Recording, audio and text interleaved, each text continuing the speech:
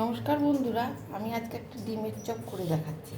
আমি প্রথমে ডিমটাকে সিদ্ধ করে নিয়েছি। তারপরে এই যে আলু, ভাজা মশলা, জিরে, গোলমরিচ, শুকনো লঙ্কা ভেজে আলু সিদ্ধের মধ্যে দিয়ে মেখে এইবারে ডিমটাকে এর মধ্যে জড়িয়ে নিয়েছি। এইবারে এটাকে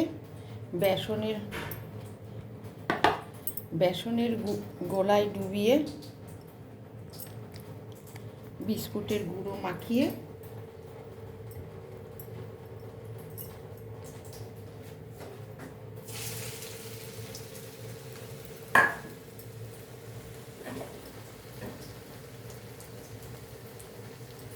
আঁচটা কম করে বসিয়ে দিতে ভাজতে হবে।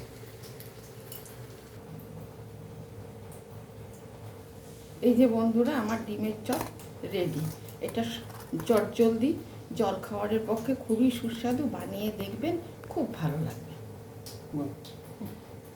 প্রথমে ডিমটাকে সিদ্ধ করে নিতে হবে, তারপরে দুভাগ করে নিতে হবে, তারপরে আলু সিদ্ধ করে তার মধ্যে তার মধ্যে জিরে, শুকনো লঙ্কা, গোলমরিচ গুঁড়ো করে দিয়ে একটু গরম মশলার গুঁড়ো দিয়ে মেখে তারপরে এগুলোকে ডিমের সঙ্গে ভালো করে এইরকমভাবে করে নিয়ে ডিমের সাথে মাখিয়ে তারপরে বেসনের গোলায় ডুবিয়ে বিস্কুটের গুঁড়ো দিয়ে অল্প আছে ভাজতে হবে।